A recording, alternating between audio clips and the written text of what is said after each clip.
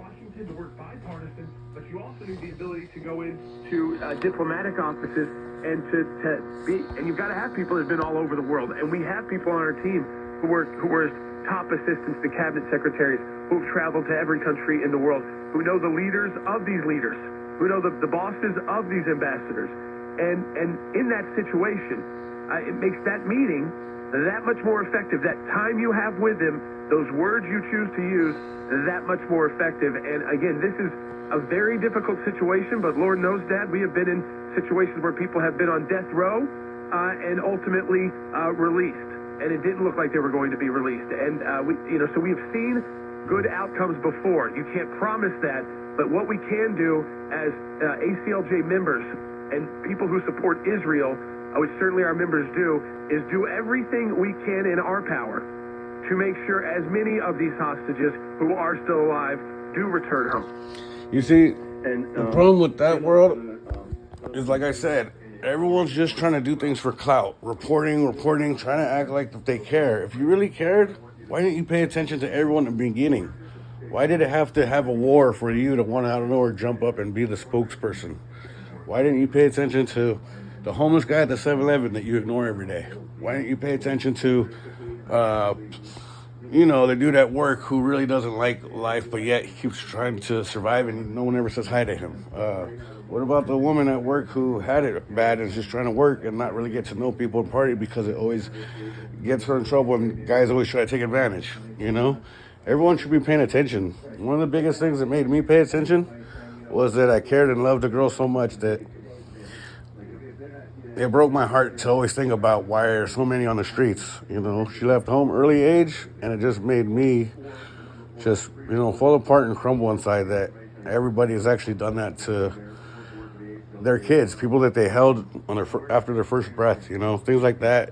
It just really hurts. And being a person that went through some troubles where me and family didn't get along just because, like I said, there's this curse and, people will actually be mean to their family members that have the same type of stories, I mean, how many people have been victims? Not me on this part. I haven't been raped, just sexual abuse, but still, that wasn't from my father. That was from older sisters. And what I want to say is, how many people were scared to tell their family, told their family that somebody in their family or a friend of the family raped them, and instead of getting all the aid and care and support, they right away kind of disown them and call them liars. It's crazy messed up how everyone's struggling to just live because they're scared of death. If they know that life's already bad, they're scared that death's going to be worse. But, when you stand up for something that you believe in, that's when you realize that death is not bad. Because if it took you that much to stand up for something you believe in, obviously, you'd rather, die than to keep being in a world where it's a matrix. But I'm saying to stand up and live. Let me be the guy that spoke up. And if Illuminati wanted to freaking get rid of me, if there's any other people with all of this League of Nations or whatever that are corrupt to just, take your soul and all your money and make you a slave working all the time, and I'd rather be the person that said goodbye, because at the same time I love those who I, make amended with, like family and stuff.